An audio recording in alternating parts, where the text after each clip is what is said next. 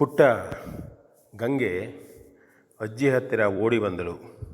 ಶಾಲೆಯಿಂದ ಬಂದವಳು, ಅಜ್ಜಿ, ಇವತ್ತು ನನ್ನ ಗೆಳೆಯನೊಬ್ಬ ನನ್ನ ಪೆನ್ಸಿಲ್ ಕದ್ದು ಬಿಟ್ಟ ಎಂಬುದಾಗಿ ಹೇಳಿದಳು.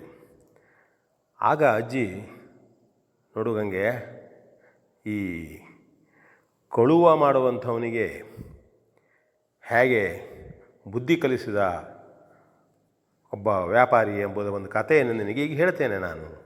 ನೀ ಕಳುವಿನ ಸುದ್ದಿ ಹೇಳಿದೆಯಲ್ಲ, ಮತ್ತು ನಿನಗೆ ಗೆಳೆಯ ಹೀಗೆ ಕದ್ದದ್ದಲ್ಲ, ಅದು ಅವನಿಗೇನೋ ಬೇಕಾದಾಗ ನಿನ್ನ ಹತ್ರ ತೆಗೆದುಕೊಂಡು ನಾಳೆ ಹೋದರೆ ನಿನಗೆ ಕೊಡ್ತಾನೆ, ನೀನು ಗೆಳೆಯನ ಮೇಲೆ ಸಿಟ್ಟು ಮಾಡಿಕೊಳ್ಬೇಡ ಎಂಬುದಾಗಿ ಅಜ್ಜಿ ಹೇಳಿ ಕಥೆಯನ್ನು ಶುರು ಮಾಡಿದ್ಲು. ಒಬ್ಬ ವಜ್ರ ವ್ಯಾಪಾರಿ ಇದ್ದ. ಅವನು ಹಲವಾರು ಕಡೆ ತಿರುಗಿ ವಜ್ರವನ್ನು ವ್ಯಾಪಾರ ಮಾಡ್ತಾಯಿದ್ದ. ಹಾಗಿದ್ದಾಗ ಇಬ್ಬರು ಕಳ್ಳರು ಇವನನ್ನು ನೋಡಿ ತಾವು ಈ ವಜ್ರ ವ್ಯಾಪಾರಿಯ ಹಿಂದೆ ಹೋಗಬೇಕು ಮತ್ತು ವಜ್ರವನ್ನು ಕಳುವು ಮಾಡಬೇಕು ಎಂಬುದಾಗಿ ಮಾತನಾಡಿಕೊಳ್ತಾರೆ. ಆ ವಜ್ರ ವ್ಯಾಪಾರಿಗಳಲ್ಲಿ ಒಬ್ಬವ ಇವನು ಒಂದು ಕಡೆ ಹೋಗುವುದನ್ನೇ ನೋಡ್ತಾ ಇರ್ತಾನೆ, ಮತ್ತೊಬ್ಬನು ಇವನು ಇನ್ನೊಂದು ಕಡೆ ಹೋಗುವ ದಾರಿಯನ್ನು ನೋಡ್ತಾ ಇರ್ತಾನೆ. ಆಗ ವಜ್ರ ವ್ಯಾಪಾರಿ ಒಂದು ಕಡೆ ಹೋಗ್ತಾನೆ, ಒಬ್ಬ ಕಳ್ಳನು ಸುಮ್ಮನೆ ಅವನನ್ನು ಹಿಂಬಾಲಿಸ್ತಾನೆ.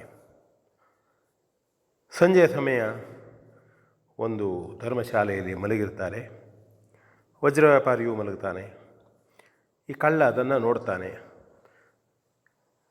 ಏನೋ ಒಳ್ಳೆ ಸಂಭಾವಿತನ ಹಾಗೆ ಹೋಗಿ ಅವನ ಜೊತೆಯಲ್ಲಿಯೇ ಮಲಗ್ತಾನೆ. ವಜ್ರ ವ್ಯಾಪಾರಿ ಜೊತೆಯಲ್ಲಿಯೇ ಮಲಗ್ತಾನೆ ಅವನು. ವಜ್ರ ವ್ಯಾಪಾರಿ ಹಾಗಿದ್ದಾಗ ರಾತ್ರಿ ನೋಡ್ತಾನೆ, ವಜ್ರ ವ್ಯಾಪಾರಿಗೆ ಪೂರ್ಣ ನಿದ್ರೆ ಬಂದಿದೆ. ಈ ಕಳ್ಳ ಅವನ ಸಾಮಾನುಗಳನ್ನು ಕಳ್ಳಬೇಕು ಅಂಥೇಳಿ ಅವನ ಎಲ್ಲ ಚೀಲಗಳನ್ನು, ಅಂಗಿ ಕಿಸೆಗಳನ್ನು, ಪ್ಯಾಂಟಿನ ಕಿಸೆಗಳನ್ನು ಎಲ್ಲವನ್ನೂ ನೋಡ್ತಾನೆ. ಎಲ್ಲೂ ಸಿಗೋದಿಲ್ಲ. ಆದರೆ ಇವತ್ತಲ್ಲ 3 ದಿನ ಮಲಗಬೇಕಲ್ಲ ಇಲ್ಲ ಅಂಥೇಳಿ ಮಾರನೇ ದಿನ ಕೊಳ್ಳೋಣ ಅಂತ ನಿದ್ರೆ ಮಾಡ್ತಾನೆ. ಮಾರನೇ ದಿನ ಕೊಡೋದು ಕೂಡ ವಜ್ರ ವ್ಯಾಪಾರಿ ಸ್ವಲ್ಪ ಹೊರಗೆ ಹೋದಾಗ ಅವನ ಬಟ್ಟೆ ಬರೆಗಳನ್ನೆಲ್ಲ ಅವನು ಚೌಕಾಸಿ ಮಾಡ್ತಾನೆ. ಆದರೂ ಸಹಿತ ಅವನಿಗೆ ವಜ್ರ ಕಾಣಿಸೋದಿಲ್ಲ. ಎಂದಿನಂತೆ ಅವನು ವಜ್ರವನ್ನು ತೆಗೆದುಕೊಂಡು ವ್ಯಾಪಾರ ಮಾಡಿ ಬರ್ತಾನೆ. ಹಾಗಿದ್ದಾಗ 3ನೇ ದಿನ, ಅಯ್ಯೋ, ವಜ್ರವನ್ನು ಇಷ್ಟು ಉಂಟು, ವಜ್ರವನ್ನು ವ್ಯಾಪಾರ ಮಾಡ್ತಾನೆ, ಆದರೆ ಎಲ್ಲಿ ನಮಗೆ ಕಾಣಲೇ ಇಲ್ವಲ್ಲ, ಇವತ್ತು 3ನೇ ದಿವಸ ಬಿಟ್ಟುಕೊಂಡ್ರೆ ನಮಗೆ ವಜ್ರ ಸಿಗುವುದಿಲ್ಲ. ಹಾಗಾಗಿ ತಾನು ಎಚ್ಚರವಾಗೇ ಇರಬೇಕು ಹೇಳುವ ದೃಷ್ಟಿಯಿಂದ ಅವನು ಕಳ್ಳ ನಿರೀಕ್ಷೆ ಮಾಡ್ತಾ ಇರ್ತಾನೆ. ಹಾಗಿದ್ದಾಗ ನೋಡ್ತಾನೆ, ಇಲ್ಲ, ಬೆಳಗ್ಗೆ ಎಂದಿನಂತೆ ಪುನಃ ವಜ್ರ ವ್ಯಾಪಾರಿ ವಜ್ರವನ್ನು ತೋರಿಸಿದ ಮತ್ತು ವ್ಯಾಪಾರ ಮಾಡಲು ಹೊರಟ. ಅವನ ಹಿಂದೆ ಇವನು ಹೋದ. ಈಗ ಅವನಿಗೆ ಏನು ಮಾಡಬೇಕು ಅಂತ ತಿಳಿಲಿಲ್ಲ, ವಜ್ರವೂ ಸಿಗಲಿಲ್ಲ. ಹಾಗಾಗಿ ಕಳ್ಳ ವಜ್ರ ವ್ಯಾಪಾರಿಯಲ್ಲಿ ಕೇಳಿದ, ಅಲ್ಲ ವಜ್ರ ವ್ಯಾಪಾರಿಗಳೇ, ನೀವು ನಿನ್ನೆ ಮೊನ್ನೆ ಮತ್ತು ಅಂದರೆ 3 ದಿವಸ ವಜ್ರವನ್ನು ಎಲ್ಲಿ ಇಟ್ಕೊಂಡ್ರಿ ಅಂತ ಕೇಳ್ತಾನೆ. ಇವನಿಗೆ ಗೊತ್ತುಂಟು ಇವನು ಕಳ್ಳ ಅಂಥೇಳಿ. ವಜ್ರ ವ್ಯಾಪಾರಿಗೆ ಸಂಶಯ ಬಂದಿದೆ. ಹಾಗಾಗಿ ಅವನು ಮೊದಲನೇ ದಿನ ನಾನು ಮತ್ತು 2ನೇ ದಿವಸ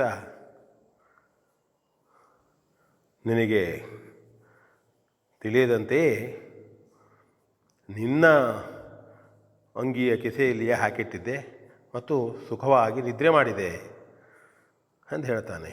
ಅಯ್ಯೋ, ಹೌದಾ ಎಂಬುದಾಗಿ ಕಳ್ಳ ಆಶ್ಚರ್ಯವಾಗಿ ಕೇಳ್ತಾನೆ. ಆದರೆ ಮಾರನೇ ದಿನ ನಾನು ಎಚ್ಚರವಾಗಿಯೇ ಇದ್ದೇನಲ್ಲ ಎಂಬುದಾಗಿ ಕೇಳ್ತಾನೆ. ಕೇಳಿದಾಗ, ಇಲ್ಲ, ನೀನು ನನ್ನ ಹತ್ತಿರ ವಿಚಾರ ಮಾಡುತ್ತಾ ಹೊರಗೆ ಹೋಗಿ ತಿಂಡಿಯನ್ನು ತಿಂದು ಬಂದಿಯಲ್ಲ ನೀನು, ಆ ಸಂದರ್ಭದಲ್ಲೇ ನಾನು ನಿನ್ನ ಚೀಲದಲ್ಲಿ ಅದನ್ನು ಹಾಕಿ ಇಟ್ಟಿದ್ದೆ ಎಂಬುದಾಗಿ ಹೇಳಿದಾಗ ಕಳ್ಳನಿಗೆ ಇವರ ಬುದ್ಧಿವಂತಿಕೆ ನೋಡಿ ನಾಚಿಕೆ ಆಗ್ತದೆ. ಓಹೋ ಹೀಗೋ. ಮತ್ತು ಆ ವ್ಯಾಪಾರಿ ಹೇಳ್ತಾನೆ, ನಾವು ವ್ಯಾಪಾರಿಗಳು ಇಂಥವುಗಳನ್ನು ಗಮನಿಸುತ್ತೇವೆ, ನೀವು ಕಳುವು ಮಾಡುವುದಕ್ಕಾಗಿ ಬಂದವರು ಎಂಬುದು ನನಗೆ ಮೊದಲನೇ ದಿವಸವೇ ಗೊತ್ತಾಗಿದೆ ಎಂಬುದಾಗಿ ಆ ವ್ಯಾಪಾರಿ ಹೇಳ್ತಾನೆ. ಹೀಗೆ ಇದು ಒಂದು ಜಾಣತನ ಪ್ರದರ್ಶನದ ಒಂದು ಕತೆ. ಹೀಗೆ ಬುದ್ಧಿವಂತಿಕೆ ಅಥವಾ ಆಲೋಚನೆಯ ಶಕ್ತಿಗಾಗಿ ಇಂಥ ಕಥೆಗಳನ್ನು ಹೇಳ್ತಾ ಇದ್ದೇನೆ ಅಷ್ಟೇ, ಬಿಟ್ಟರೆ ಮತ್ತೇನಿಲ್ಲ. V N Bhagwat, Baraballi.